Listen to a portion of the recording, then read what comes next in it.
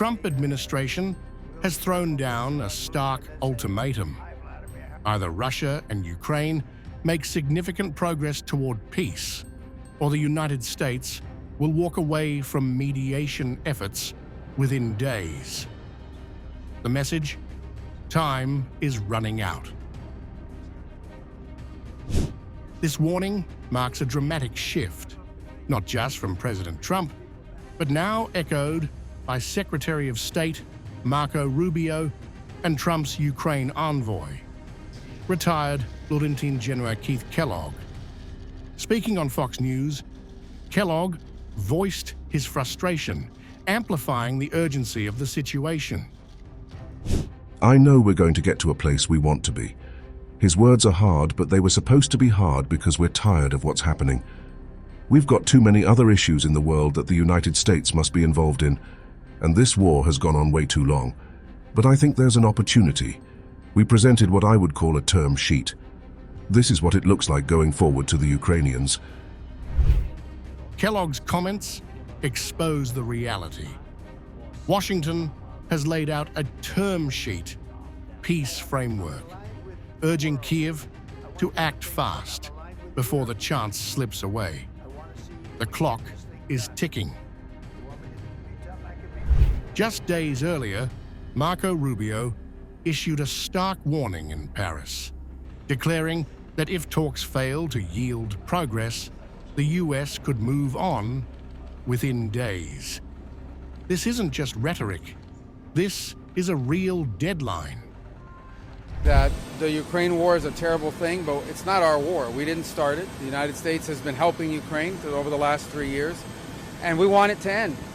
But it's not our war. Our president has spent 87 days at the highest level of his government, repeatedly taking efforts to bring this war to an end. We are now reaching a point where we need to decide and determine whether this is even possible or not. If no progress is being made, then we're just going to move on. We're going to move on to other topics that are equally, if not more important in some ways, to the United States. Rubio's words lay bare the growing frustration.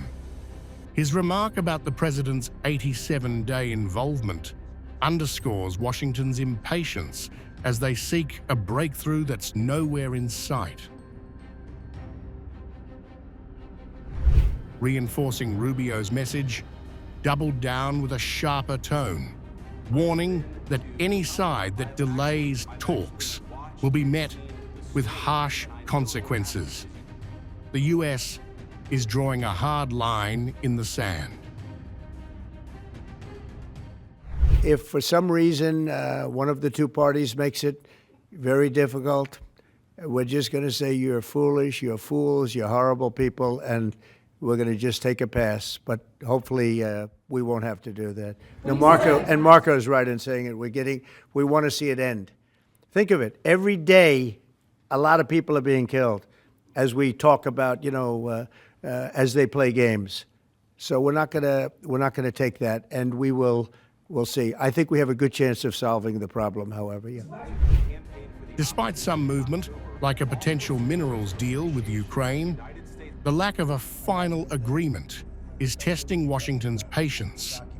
The stakes are high and the timeline short. The term sheet reportedly includes one of the most controversial proposals yet, recognizing Russia's control over Crimea, a provision that has already sparked intense reactions in Kiev and beyond.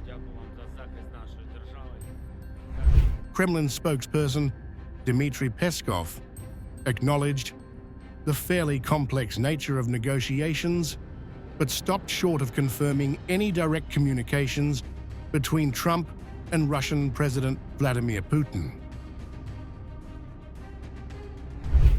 With Kellogg now fully on board with Rubio and Trump's hardline approach, the message is unmistakable. Washington's window for diplomacy is closing.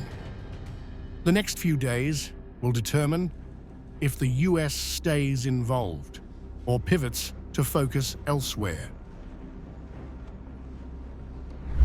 If the US pulls back, the geopolitical landscape of the Russia-Ukraine conflict could dramatically shift.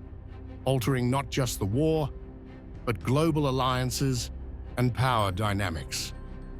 The consequences could be profound and far-reaching.